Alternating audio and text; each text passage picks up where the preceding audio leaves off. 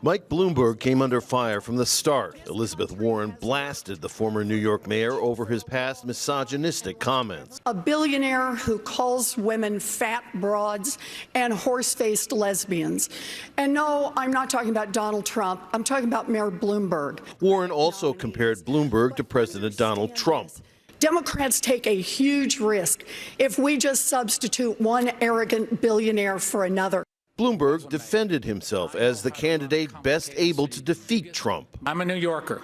I know how to take on an arrogant con man like Donald Trump. Pete Buttigieg said neither frontrunner Bernie Sanders nor Bloomberg could beat Trump. Most Americans don't see where they fit if they've got to choose between a socialist who thinks that capitalism is the root of all evil and a billionaire who thinks that money ought to be the root of all power.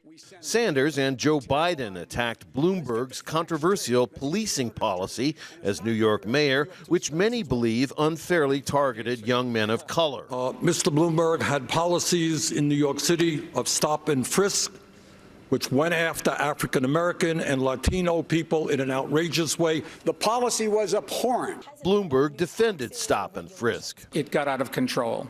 And when I discovered that we were doing too many stop and frisks, we cut 95% of it out.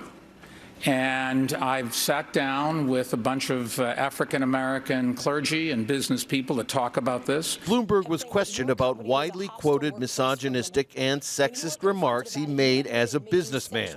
He should have been prepared for the question, but he deflected it.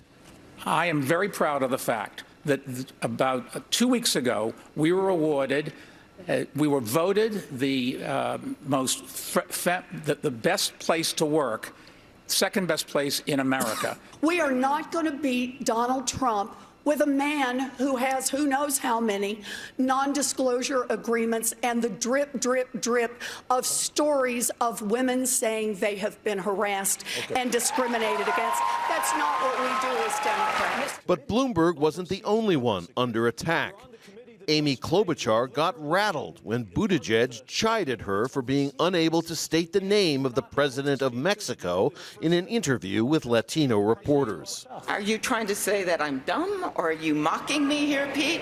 I'm saying that you shouldn't trivialize that I made an knowledge. error. People sometimes forget names. Bloomberg tried to use his business experience to his advantage, perhaps not the best strategy for appealing to Democrats. I'm the only one here that I think that's ever started a business. Is that fair? You know what, Mr. Bloomberg, it wasn't you who made all that money. Maybe your workers played some role in that as well.